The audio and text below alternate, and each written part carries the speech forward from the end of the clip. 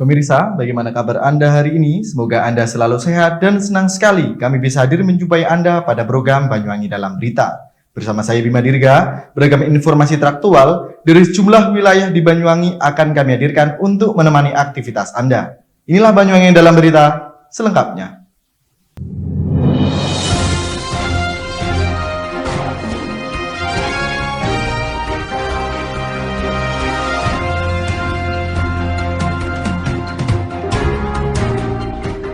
Mengawali berita hari ini pemirsa, komplotan pelaku pencurian dengan modus bertanya yang aksinya sempat terekam CCTV di kawasan Jalan Yosudarso Gambiran kembali berulang. Kali ini sebuah toko kelontong di Desa Karangsari, Kecamatan Sempu menjadi sasarannya.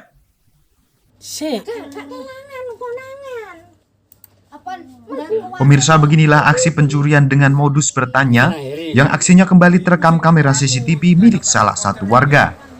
Kali ini sebuah toko kelontongan milik Ibu Ngatini, warga Dusun Nganjuan, Desa Karangsari, Kecamatan Sempu, yang menjadi sasarannya. Kejadian yang berlangsung saat siang hari, tepatnya pada hari Jumat, 28 Mei 2021, terlihat salah satu pelaku mengalihkan perhatian sang pemilik toko dengan bertanya sebuah alamat serta nama seseorang. Sedangkan salah satu pelaku yang berboncengan masuk ke dalam toko yang saat itu hanya dijaga oleh Ibu Ngatini sendiri. Para pelaku diduga memiliki kemiripan ciri-ciri wajah serta motor yang sama saat beraksi di Jalan Yosudarso Gambiran yang aksinya sempat terekam kamera pengawas milik salah satu seseorang warga, di mana satu orang menggunakan motor metik warna hitam serta dua pelaku yang berboncengan menggunakan motor metik warna merah kombinasi putih. Dalam aksinya tersebut, para pelaku berhasil menggasak uang senilai Rp500.000 yang tersimpan di laci serta beberapa bungkus rokok. Korban saat itu sempat curiga terhadap gelagat pelaku yang bertanya kepadanya, namun karena dirinya fokus pada satu orang, dirinya tidak menyadari bahwa ada satu orang yang masuk ke dalam toko. Karena hampir ketahuan sang cucu yang hendak berangkat sholat Jumat, pelaku tidak sempat menggasak semua uang yang berada di laci toko miliknya.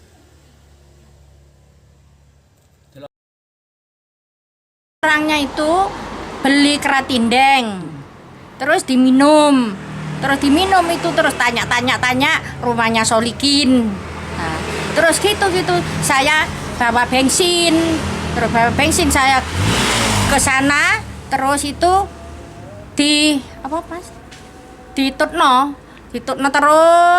terus bicara terus dengan saya kesini lagi, terus saya ditanyai lagi, terus lewat belakang saya enggak tahu.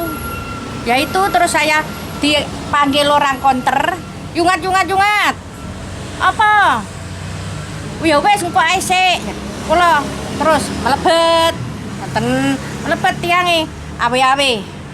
Yang koncone mbok nang aku gak ngerti masih. Terus mantun tumbas korek, terus wangsul, terus digonceng kalih rencangi. Yang tanya saya bundar irungnya pesek gini, terus mantun ndak helman, terus yang ngambil itu nom-noman, terus sing gonceng nom-noman. Ya itu sudah kurang lebih ya 500, ndak diambil semua itu, ndak ada. Selain uang? Ndak ada. Berarti uang aja ya Bu ya? Ya. Oke, Bu. Mungkin saja rokok, mungkin saja. Berkat CCTV yang menghadap tepat ke bahu jalan, kedua motor milik pelaku berhasil terekam kamera pengawas. Di mana satu motor metik warna hitam kapasitas mesin 150 cc memiliki nopol P6139UR dan satu motor metik warna merah kombinasi putih dengan kapasitas mesin 110 cc bernopol P4496AI. Dari Banyuwangi, Jawa Timur, Eko Purwanto, Banyuwangi 1 TV melaporkan.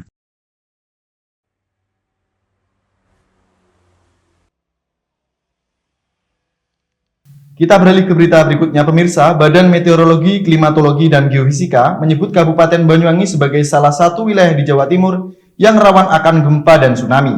Meski demikian, pihak BMKG meminta masyarakat agar tidak panik dan selalu waspada.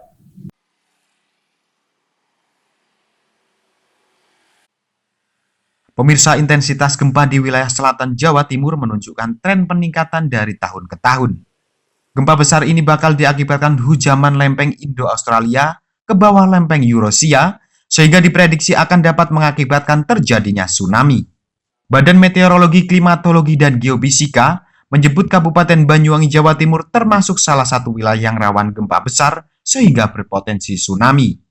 Sementara itu, Prakirawan Cuaca BMKG kelas 3 Banyuwangi, Ganis Diah Limaran membenarkan bahwasanya kabupaten yang berada di ujung Pulau Jawa ini merupakan salah satu wilayah yang rawan akan gempa serta tsunami. Selain pada kesempatan ini, dirinya juga mengatakan bahwasanya pada tahun 1994, Banyuwangi pernah mengalami bencana tsunami. Selain itu, pada kesempatan ini Ganis juga menjelaskan terjadinya gempa tidak dapat diprediksi, sehingga pihaknya pun menghimbau kepada masyarakat agar selalu waspada.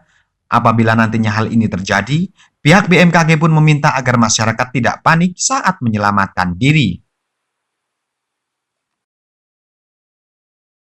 Jadi memang benar ada potensi tsunami di sekitar Jawa Timur, karena mengingat di Jawa Timur sendiri ada beberapa sesar aktif yang dapat menyebabkan guncangan dan berpotensi untuk menimbulkan tsunami.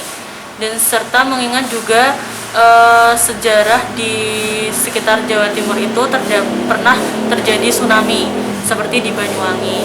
Potensi tsunami itu pasti terjadi ya Mas. Jadi untuk ini dari BMKG tidak bisa meramalkan gimana potensi itu, kapan terjadi, kemudian berapa besar, itu belum bisa. Cuma potensi itu ada, itu yang patut diwaspadai oleh masyarakat. Himbauannya yang pertama, perhatikan jalur evakuasi, terutama di masyarakat yang di pesisir selatan seperti itu. Kemudian untuk lebih mengedukasi diri lagi mengenai tsunami, gempa bumi, kemudian bangunannya diperhatikan, diperhatikan untuk memilih bahan yang tahan guncangan seperti itu.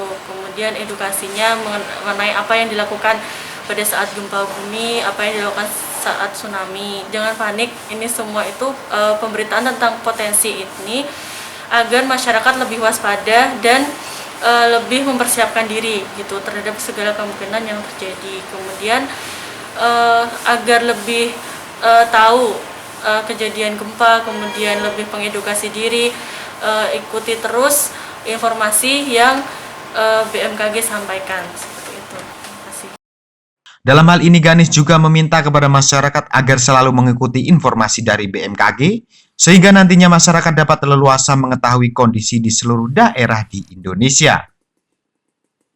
Dari Banyuwangi, Jawa Timur, Kiki Hidayat, Banyuwangi 1 TV, melaporkan. Baik pemirsa, kita beralih ke berita berikutnya. Ya, usia senja bukan lagi menjadi penghalang bagi Ibu Misiem untuk bertahan hidup di tengah kerasnya kehidupan. Tidak ingin berpangku tangan dengan mengharap sebuah bantuan demi mendapatkan rupiah, kerasnya batu ditempa setiap harinya oleh Kartini asal Kecamatan Purwoharjo, Banyuwangi.